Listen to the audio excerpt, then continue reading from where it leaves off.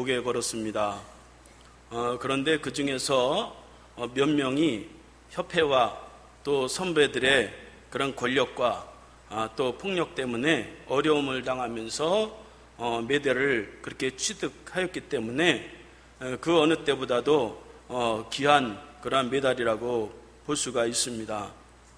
운동을 하면서 선배들의 빨래를 빨아주고 협회의 지원이 없이 고생하면서 그렇게 열악한 환경에서 금메달을 획득했기 때문에 그것은 그 어느 것보다도 값진 그러한 메달이라고 할 수 있습니다. 세상에는 두 종류의 사람이 있는데 어떤 사람은 좋은 조건 속에서 성공하지 못하는 그러한 사람이 있는 반면에 반대로 수많은 그러한 약점이 있으나 그 약점을 극복하고 위대한 인물이 된 사람들이 많이 있습니다. 독일의 심리학자 랑게이 바훔이라고 하는 사람이 인류의 역사상 위대한 사람 78명을 조사를 해보았습니다. 그런데 그 중에 83%가 육체적이고 정신적으로 또 가족 이런 약점들을 다 가지고 있던 그런 사람들이었습니다. 그들이 약점을 가지고 있었지만 오히려 그 약점으로 인해서 그들이 더 많은 노력과 또 최선을 다했기 때문에 위대한 사람이 될 수 있었는데 그 중에는 소크라테스, 미켈란젤로, 루터, 파스칼, 뉴턴, 루소, 괴테와 같은 그런 유명한 사람들이 그렇게 포함이 되어 있습니다. 미국의 대통령 링컨은 초등학교 1학년만 다닌 그런 학벌의 약점을 가지고 있었지만 그는 변호사가 되었고 또 국회의원이 되었고 미국 역사상 가장 위대한 그러한 대통령이 되었습니다. 또 가장 존경받는 대통령 중에 하나인 루즈벨트 대통령은 일어나지 못하는 신체 장애자였지만 그러나 그는 휠체어를 타면서도 선거에서 당선이 되고 미국 국민들이 가장 위대하게 보는 그러한 대통령이 되었습니다. 베토벤은 귀머거리라고 그렇게 알려져 있는데 그는 음악가로서 치명적인 그러한 약점을 가지고 있었지만 그는 청중들의 그런 박수 소리에 연연하지 않고 위대한 음악을 만들어낸 것을 볼 수가 있습니다. 미국에서 최고의 부를 누렸던 두 사람이 있는데 카네기와 록펠러입니다. 그들이 부자가 되었을 때에 기자들이 그들에게 어떻게 이렇게 많은 부를 만들 수가 있었습니까? 그렇게 물었을 때에 이유는 하나입니다. 나는 가난한 집에서 태어났기 때문입니다. 그렇게 말했습니다.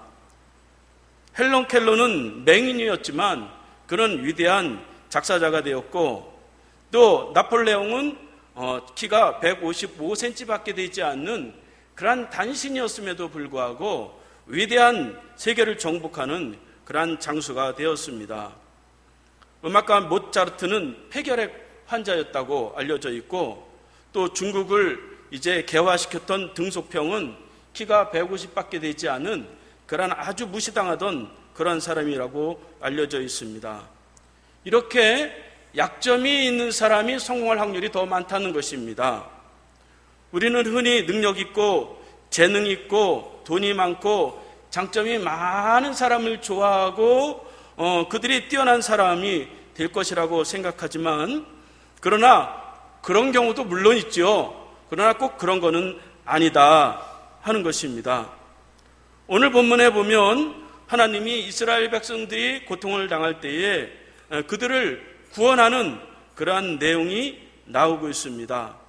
이 사사기는 왕정시대 이전, 족장시대 이후 그 중간에 그러한 시대인데 하나님은 그 이스라엘 백성들이 어려울 때에 12명의 사사를 불러서 그들 백성들을 구원했는데 그들 모두는 다 일반인이었습니다. 특별한 그러한 사람들이 아니었습니다. 그래서 오늘 우리가 본문에서 보는 이제 한 사람을 통해서 우리가 하나님이 어떤 사람에게 사명을 주고 어떻게 쓰시는지에 대해서 살펴보려고 합니다. 하나님은 어려움 속에 있는 사람을 사명자로 부르십니다. 14절을 다 함께 읽겠습니다. 시작. 이에 이스라엘 자손이 모압 왕 에글론을 18해 동안 섬기니라.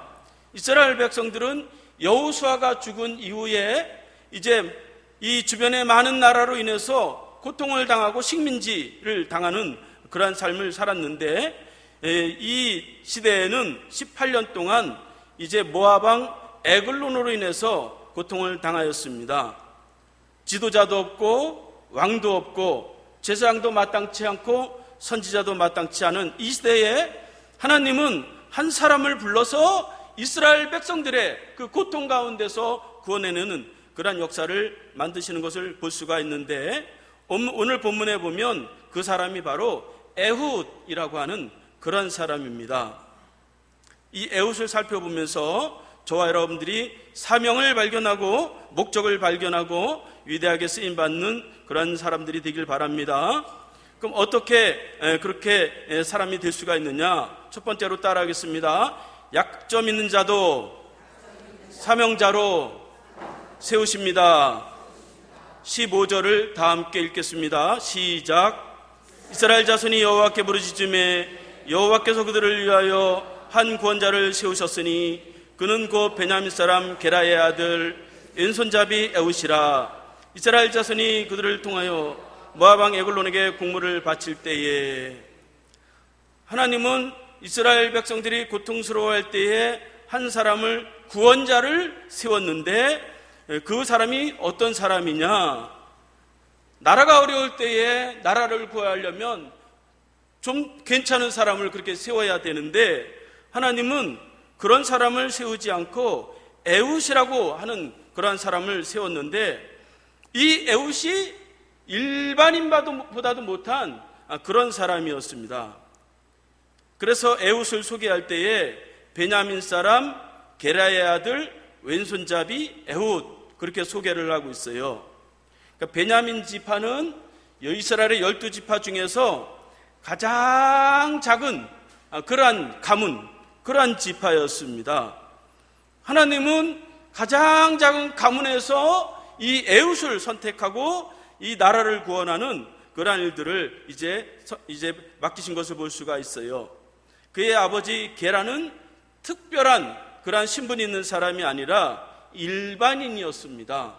일반인 중에서 하나님은 이 에훗을 부르신 것입니다. 그런데 말이죠, 무엇보다 더 안 되는 것은 이 에훗이 오늘 성경 말씀에 보면 왼손잡이라 그렇게 말씀하고 있어요.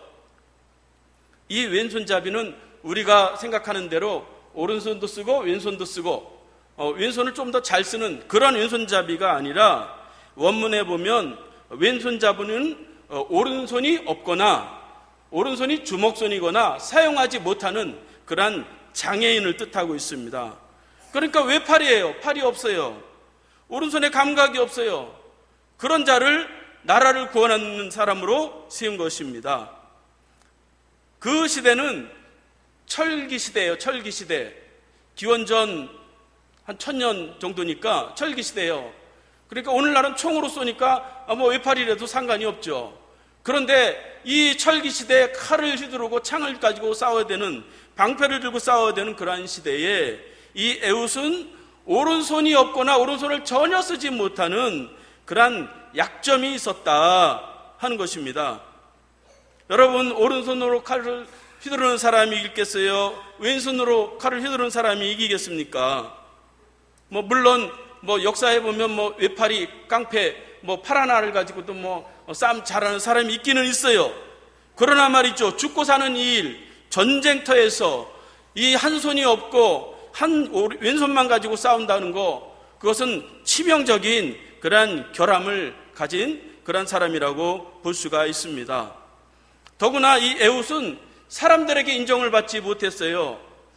베냐민 지파라고 하는데, 베냐민이라고 하는 뜻은, 베는 히브리어로 아들이라고 하는 뜻이고, 야민은 오른손이라고 하는 뜻이에요. 그러나 베냐민은 오른손의 아들들이다, 그런 뜻이에요. 그런데 말이죠, 왼손잡이가 태어나가지고 이 사람들에게 말이죠, 이 용맹한 이 베냐민 지파에 먹칠을 하는 거예요. 그래서 같은 지파 속에서도 이 에웃은 인정받지 못하는 그러한 사람이었습니다. 그런데 하나님은 그러한 시대에 이 에웃을 세워서 그를 구원하는 그러한 역사를 이루는 것을 볼 수가 있습니다. 사람들은 잘나고 돈 많고 그런 사람을 불러서 위대하다고 하지만 하나님은 연약한 자를 불러서 그를 변화시키십니다. 가난한 자를 불러서 부하게 하세요. 성격이 모난 사람이 있으면 그를 변화시켜서 온유하게 하시고 하나님은 위대한 사람으로 쓰시는 그러한 분이십니다. 여러분, 환경과 형편이 또 약점이 많습니까? 학벌이 변변치 않습니까? 저도 약점이 있어요. 저도 원래 중학교밖에 제가 못 나왔잖아요. 그래서 말이죠, 맨날 제 아내하고 맨날 싸우는 거예요. 제 아내가 뭐라 그러면 아이고 나를 무시하지. 제 아내는 그래도 대학교까지 나왔잖아요. 배웠다고 날 무시한다고 말이죠. 그러니까 못 배운 사람들은 말이죠, 이 성격이 말이죠, 저도 아직까지도 그게 못 고쳐가지고 좀 그런데 이게 말이죠, 성격이 못 났어요. 그래가지고 말이죠, 맨날 아내하고 싸우는 거예요. 제 아내가 말이죠, 사람은 배워야 돼, 공부를 해야 돼. 그래가지고 저를 앉혀놓고 공부를 시켜가지고 제가 33살에 고등학교를 졸업하고 41살에 대학교를 졸업하고 45살에 대학원을 졸업했잖아요. 그러니까 약점은 극복해야 되는 것이지 그거를 계속 안고 있으면 이게 해결이 안 돼요. 생활이 엉망이 됩니다. 그러니까 이 약점을 극복하면 위대한 기회가 되고 위대한 축복이 됩니다. 여러분, 가난이 있습니까? 학벌이 부족합니까? 여러분, 성격이 모났어요? 아니면 인간관계를 잘 못합니까? 괜찮아요. 극복하면 그것이 우리에게 큰 축복이 되는 것을 믿으시기 바랍니다. 하나님은 그런 자를 쓰시는 거예요. 그런 자를 고쳐서 위대하게 하시는 그러한 하나님이십니다. 그래야 하나님을 의지하니까, 그래야 하나님의 오른손을 붙잡으니까. 그래서 말이죠, 저도 연약할 때마다 이 성령을 받고 하나님을 만나게 되니까 말이죠, 목적이 생기고 사명이 생기고 말이죠, 가슴에 막 불이 타는 거예요. 그러니까 말이죠, 제가 공부를 그렇게 못했는데도 그걸 해내는 거예요. 그러니까 말이죠, 하나님을 만나면 이렇게 된단 말이죠. 누가 하나님이 없다고 말씀하십니까? 하나님 반드시 계세요. 하나님은 우리를 위대하게 변화시키시고 위대하게 쓰시는 그러한 분이십니다. 약점이 많은 우리도 하나님의 손에 붙잡히면 위대하게 쓰임받는 것을 믿으시기 바랍니다. 두 번째로 따라하겠습니다. 약점을 인정할 때 쓰임받습니다. 16절부터 19절을 다 함께 읽겠습니다. 시작. 에웃이 길이가 한 규빗 되는 좌우에 날성칼을 만들어 그의 오른쪽 허벅지 옷 속에 차고 곡물을 모압 왕 에글론에게 바쳤는데 에글론은 매우 비둔한 자였더라. 에웃이 곡물을 마친 후에 곡물을 메고 온 자들을 보내고 자기는 길갈 근처 돌 뜨는 곳에서부터 돌아와서 이르되 왕이여, 내가 은밀한 일을 왕에게 아뢰려 하나이다 하니 왕이 명령하여 조용히 하라 하매 모세 선자들이 다 물러간지라. 에웃은 오른손을 사용하지는 못했지만 그는 백성의 대표로 에글론 왕에게 가기를 주저하지 않았어요. 그래서 에웃은 곡물을 바치러 가면서 50cm 되는 칼을 오른쪽 허벅지에 감추고 그 적의 왕을 죽이려는 그러한 계획을 세우는 것을 볼 수가 있습니다. 그러니까 당시 칼집은 왼쪽에 찼어요. 그래서 오른손으로 이렇게 뺐단 말이죠. 그래서 말이죠, 에웃이 왼손잡이이다 보니까 방심하게 되는 거예요. 그래서 만약에 에웃이 오른손잡이고 오른손으로 칼을 잘 썼다면 이 왕 앞에 감히 가지를 못할 거예요. 이 에웃이 왕에게 접근할 수 있었던 것은 에웃의 그 약점, 한쪽 팔이 없으니 너같이 게 무슨 짓을 하겠냐.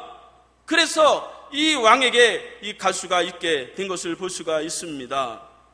그러니까 사람이 보기에는 그것이 단점이라 할지라도 이게 하나님을 위해서 쓰임받고 헌신하기 시작하면 그것이 우리에게 큰 능력이 되고 은혜가 됩니다. 우리는 약점 때문에 망하지 않아요. 옆 사람과 인사합시다. 우리는 약점 때문에 망하지 않습니다. 여러분 주위에 보면 말이죠, 핸디캡이 있어가지고 말이죠, 약점이 있어서 나는 성격이 못났고 나는 가난하고 그래서 비관하고 한탄하는 사람들이 얼마나 많아요. 거기에 빠지면 말이죠, 소화도 안 되고 말이죠, 생활이 굉장히 어렵고 극복이 되지가 않아요. 여러분 우리 남편들도 다 약점이 있잖아요. 우리 아내들은 우리 남편들을 좀 불쌍히 여기세요. 약점을 보고 불쌍히 여기고 좀 위로해 주시고 좀 그러시기 바랍니다. 약점을 막 들춰내고 말이죠 하면 쥐구멍에로 들어가고 싶단 말이죠. 그렇지 않아도 잘 못하는데 말이죠. 우리 남편들은 말이죠, 이 아내들의 이 약점을 잘 가려주고 위로해주고 그런 일들을 잘 해야 이 가정이 하나님 앞에서 축복을 누릴 수가 있습니다. 발명왕 에디슨은 초등학교 1학년 때에 학교에 갔는데 학생들은 물론 교사들까지 이 에디슨을 포기했어요. 에디슨 생각이 너무나 엉뚱하고 너무나 일반적인 생각을 하지 않고 막 이상한 행동을 하는 거예요. 그래서 그는 3개월밖에 학교를 다니지 못하고 결국은 그 선생님들이 부모를 불러서 에디슨은 도저히 학교에서 가르칠 수 없습니다 그랬어요. 그때 그 부모가 그 에디슨을 이제 손을 붙잡고 나아가면서 선생님들에게 말했어요.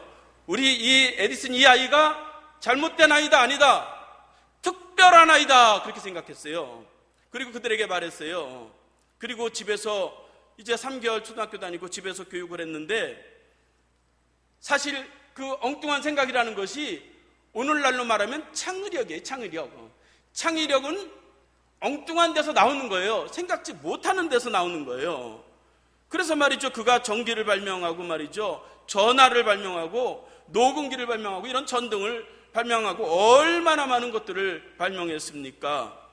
여러분 약점이 있으나 그 약점을 잘 사용하시기 바랍니다. 그 약점은 너무 비관하고 너무 그거 가지고 괴로워할 필요가 없어요. 따라합시다. 약점을 묵상하지 맙시다. 약한 거 자꾸 생각하면 거기 빠져들어가는 거예요. 약점은 묵상하는 게 아니에요. 너무 약점을 깊이 하는 게 아니에요. 그러면 그럴수록 우리의 삶은 손해가 날 수밖에 없어요. 그래서 돈이 없는데 돈이 없다 그러지 마시고, 몸이 좀 아픈데 아프다 맨날 그러지 마세요. 그러면 그럴수록 더 아픈 거예요. 여러분 몇 년 전에 말이죠, 60세가 넘은 어떤 할머니가 말이죠, 서울대 합격을 했어요. 그가 평생에 내가 공부를 해야 되는데 그래 공부를 시작해가지고 말이죠, 그 젊은 애들도 들어가기 못하는 그런 서울대에 합격한 것을 볼 수가 있습니다. 이렇게 약점은 개선하고 고치고 변화되라고 있는 것이에요. 그거 가지고 우리의 삶이 결정되는 것이 아니다 하는 것입니다. 그래서 내 스스로 고치지 못하면 하나님께 구하시면 하나님이 고쳐주세요. 제가 하나님을 만나니까 말이죠, 세상에 못할 일을 하는 거예요. 공부하는데 말이죠, 천정에다가 붙여놓고 벽에다 붙여놓고 말이죠, 돌아서면 다 이만한 8절째다 붙여놓고 공부를 했어요. 미친 듯이. 제 아내가 하는 말이 말이죠, 아이고 그때 목사 공부하지 말고 의사 공부를 했어야 된다 그러더라고요. 그러니까 말이죠, 사람이 마음에 사명이 있고 불이 타면 뭐든지 해낼 수 있는 거예요. 하나님 앞에 그런 이제 마음의 감동을 주시도록 기도하기 바랍니다. 요한일서 1장 9절을 다 함께 읽겠습니다. 시작. 요한일서 1장 9절 시작. 만일 우리가 우리 죄를 자백하면 그는 미쁘시고 의로우사 우리 죄를 사하시며 우리를 모든 불의에서 깨끗하게 하실 것이요. 하나님 앞에 우리의 연약함을 고백하시기 바랍니다. 우리의 연약함을 말하는 것을 두려워하지 마십시오. 우리의 연약함을 감추지 마십시오. 하나님 앞에 우리의 연약함을 그대로 드러나면 하나님이 우리의 약함을 고치시고 애국과 같이 쓰실 줄로 믿습니다. 세 번째로 따라하겠습니다. 내게 준 것을 가지고 최선을 다합시다. 20절, 23절을 함께 읽겠습니다. 시작. 에웃이 그에게로 들어가니 왕이 서늘한 다락방에 홀로 앉아있는 중이라. 에웃이 이르되 내가 하나님 명령을 받들어 왕에게 아랠 일이 있나이다 하매 왕이 그 좌석에서 일어나니 에웃이 왼손을 뻗어 그의 오른쪽 허벅지 위에서 칼을 빼어 왕의 몸을 찌르매 칼자루도 나리를 따라 들어가서 그의 끝이 등 뒤에까지 나갔고 그가 칼을 그의 몸에서 빼지 아니하였으므로 기름이 칼날에 엉켰더라. 애굽이 현관에 나와서 다락문을 뒤에서 잠그니라. 에웃은 오른손을 사용하지 못하는데 오른손을 고집하지 않았어요. 나는 오른손이 없다, 어떡하나 그러지 않았어요. 자신에게 있는 왼손을 사용하는 거예요. 그래서 이 모압왕 에글론에게 은밀히 말할 것이 있다고 하면서 1대1로 불러서 특별한 선물을 줄 것처럼 했더니 이 에글론은 욕심이 많은 사람이기 때문에 다락방에 몰래 들어가서 나에게 조용히 주라. 그렇게 했다가 거기서 칼로 찔러서 결국 에웃이 이 에글론을 죽였다 하는 것입니다. 그러니까 에웃은 왼손만 가지고도 그가 하고자 하는 그 사명을 감당하는 것을 볼 수가 있어요. 그러니까 하나님은 우리에게 필요한 것들을 다 주셨어요. 나에게 있는 것을 사용하시기 바랍니다. 옆 사람과 인사합시다. 나에게 있는 것을 사용합시다. 자꾸 없는 거 한탄해야 무슨 소용이 있어요? 어차피 없는데. 없는 거 가지고 불평하고 없는 거 가지고 비관해야 아무 소용이 없는 거예요. 하나님은 모든 각 개인마다 필요한 것들을 다 주셨어요. 이것을 못하면 저것을 주셨고 저것을 못하면 이것을 주셨고 사람들은 자기가 원하는 것을 바라지만 하나님은 그 사람에게 필요한 것을 다 주셨습니다. 믿으시기 바랍니다. 오른손이 없다고 한탄하지 마시고 있는 왼손을 가지고도 그 사명을 충분히 감당할 수가 있습니다. 약할 때에 예수님을 만나고 예수님이 우리의 연약함을 다 감당한 것을 믿고 나가시면 그 예수 그리스도를 통해서 우리의 연약함이 다 치유가 되어 다 고쳐집니다. 강력한 하나님의 사람이 되어 이사야 53장 2절을 다 함께 읽겠습니다. 시작. 그는 주 앞에서 자라기를 연한 순 같고 마른 땅에서 나온 뿌리 같아서 곰 모양도 없고 풍채도 없은즉 우리가 보기에 흠모할 만한 아름다운 것이 없도다. 예수님은 하나님이신데 그 하나님이 이 땅에 오셨는데 위대한 모습으로 오셨으면 얼마나 좋겠어요. 그가 이 땅에 오시기를 연한 순처럼 마른 땅에서 겨우 자라나는 이 뿌리와 같이 곰 모양도 없고 풍채도 없고 아름다운 모습이 하나도 없는 그러한 모습으로 이 땅에 오셨어요. 왜 오셨을까요? 우리의 연약함을 감당하기 위해서입니다. 우리의 원한 부분을 감당하기 위해서, 우리의 가난과 우리의 질병과 우리의 약한 것을 감당하기 위해서 이 땅에 오셨어요. 그래서 예수 그리스도 안에서는 누구나 고쳐질 수 있고 누구나 다 새롭게 변화될 수가 있어요. 예수님은 우리의 약점을 다 담당하셨어요. 믿으시기 바랍니다. 약점을 내가 담당하면 힘들어요. 하나님께 맡겨버리세요. 예수 그리스도께서 우리의 연약한 것까지 다 사랑하시는 것을 믿으시기 바랍니다. 로마서 5장 6절을 다 함께 읽겠습니다. 시작. 우리가 아직 연약할 때의 기약대로 그리스도께서 경건하지 않은 우리를 위하여 죽으셨도다. 우리가 연약할 때에, 우리가 경건하지 않을 때에도 예수 그리스도의 십자가로 우리를 사랑하시고 우리 약점을 다 감당하신 것을 믿으시기 바랍니다. 우리는 연약하지만 예수 그리스도께서 우리를 변화시키시면 우리의 삶을 최선을 다할 수 있어요. 그래서 이 에웃은 준비할 때 준비하고 절제할 때 절제하고 담대할 때는 담대하고 나설 때는 나서고 숨을 때는 숨고 이런 지혜가 하나님으로부터 이제 받은 것을 볼 수가 있습니다. 이렇게 하나님이 우리에게 약점을 주셨는데 우리가 그 약점을 가지고 다른 사람보다 10배, 100배 더 최선을 다해야 이 약점이 극복이 되는 거예요. 가만히 있으면, 기도만 하면 그냥 극복이 되느냐? 최선을 다해야 된다 하는 것입니다. 그래서 에훗은 이렇게 왼손잡이로 이 에글론 왕을 죽이고 백성들을 데리고 와서 10,000명을 더 죽이고 그 이스라엘 백성들을 구원하는 그러한 역사를 이룬 것을 볼 수가 있습니다. 물고기 중에, 물고기들은 다 부레가 있대요. 부레는 공기주머니예요. 공기주머니가 있어야 물에 다 뜰 수 있고 자유롭게 움직일 수가 있대요. 그런데 물고기 중에 부레가 없는 물고기가 있는데 그 물고기가 바로 상어랍니다. 상어는 부레가 없기 때문에 멈추지를 못한대요. 가만히 있으면 가라앉을 수밖에 없대요. 그래서 다른 고기들보다 계속 움직여야 된다는 거예요. 계속 움직이면서 더 강한 근육이 발달이 되고 더 강력한 그러한 물고기가 되었답니다. 여러분, 약점이 많은 사람일수록 더욱더 노력도 더 많이 해야 되고 더 많은 최선을 다해야 하나님께서 우리에게 은혜를 주십니다. 우리에게는 약점은 강하게 하기 위한 도구다 믿으시기 바랍니다. 고린도후서 12장 10절을 읽고 마치겠습니다. 시작. 그러므로 내가 그리스도를 위하여 약한 것들과 능력과 궁핍과 박해와 공고를 기뻐하노니 이는 내가 약한 그때에 강함이라.